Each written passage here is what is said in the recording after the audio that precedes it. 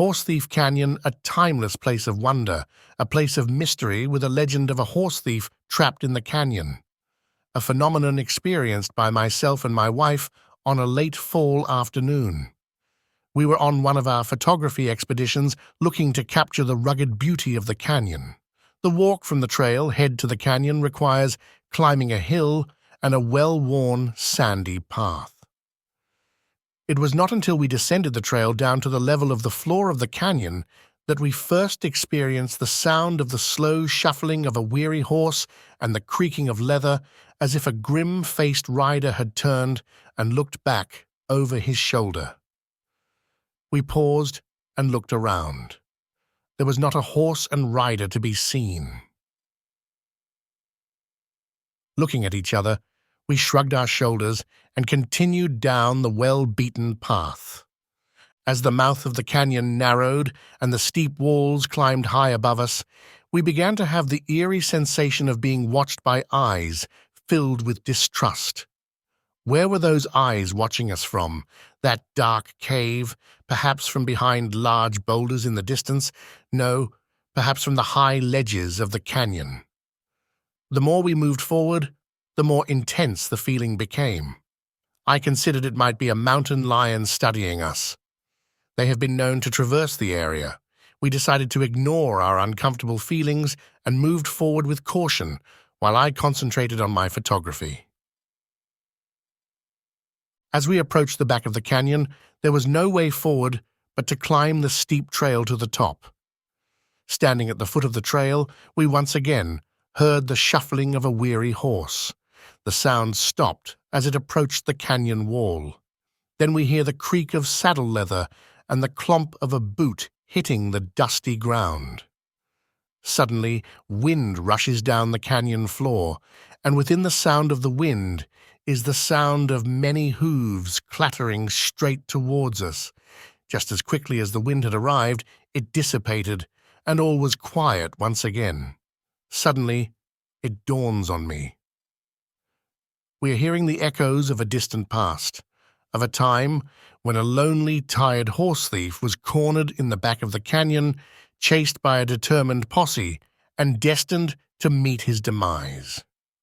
I feel my spine tingle as I realize the legend of the horse thief is true, and I have just experienced my first encounter with the paranormal.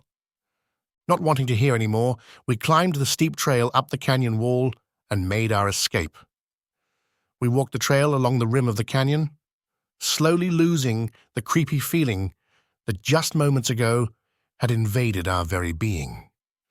The sun was lowering in the skies, and the shadows were growing deep. Ahead was a small trail we followed to a rocky overlook. As I was getting ready to photograph the rough and tumble walls across the canyon, we began to feel we were not alone. A small sensation at first, but then the feeling started to grow stronger. A vision of proud warriors guarding the canyon on the ledges high above the canyon floor began to cloud our thoughts. At once we understood these ghostly warriors of old were still standing sentry, guarding their families against the dangers that existed many generations ago. A time when the canyon was pristine and devoid of the generations of names and dates carved into the sandstone walls by many modern visitors. We continued the climb up through the tall prairie grass that grew along the sandy trail. The late afternoon sun brings a welcoming, peaceful relief. Up ahead, just cresting the high point of the trail, I photograph a grandmother and grandson out on a late afternoon nature walk. We wondered aloud, did they experience mysterious haunting sounds and feelings, or was that left for people like us who wonder about the Old West and the old ways? While driving home in deep discussion on the day's events, we came across a large metal silhouette of a cowboy on a horse with the moon situated perfectly in the distance. Although tired and mentally exhausted, I could not turn down such a perfect ending to the day and turned the car around for a picture.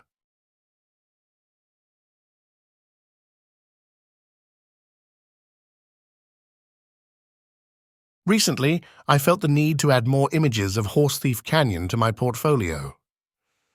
It was early fall, and the weatherman had forecasted a sun-filled Sunday all the previous week. From the moment we left town to head for the canyon, we knew that sunshine was not going to be had that morning. In order to give the morning sun a chance to lighten the surrounding gloom, we slowed the pace of our trip.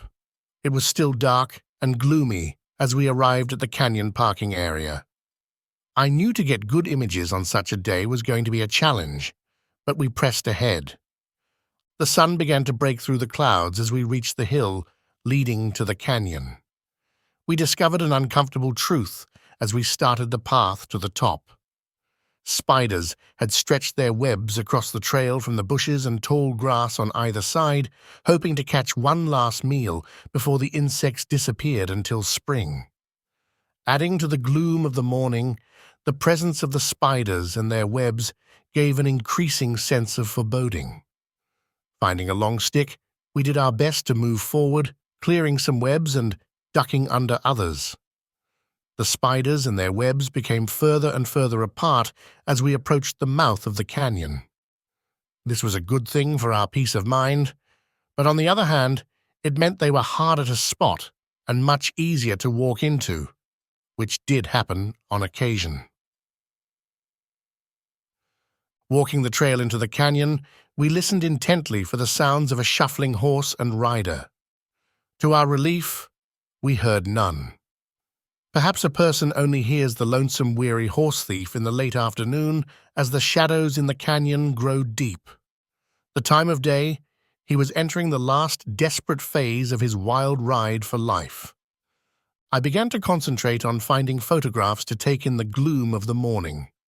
On one such opportunity, as I lifted the camera to take a picture, I heard a giggle in the breeze. I knew we were the only ones on the trail, so I just shrugged it off. Then I heard a rustling in the grass and another giggle. Something rushed past me and tugged at my pant leg. I looked around but saw nothing. It was just a rabbit, I thought. Carla asked me if I was hearing giggling in the breeze. I said yes, but could not find an answer to it. As we moved deeper into the canyon, the giggling continued with occasional tugging on the pants leg and tapping on the shoulder. Standing among the large boulders bordering the trail, I began capturing images of graffiti from generations past carved into the canyon's walls. I felt a tap on my head. I looked up as quickly as I could and glimpsed a shape moving past with great speed. The form looked familiar, but I could not place it. We continued along the trail that morning. I looked for picture-taking opportunities and enduring the occasional giggle, pull, and tap. We finally reached the trailhead after a long hike into and out of the canyon. I glanced at the familiar shape of the two creatures cut from sheet metal and affixed to the two large rocks at either side of the trail's entrance, at once realizing that these are not just sculptures, but living images of tricksters who play tricks on travelers hiking through the canyon. Smiling, I knew this trickster had met his match.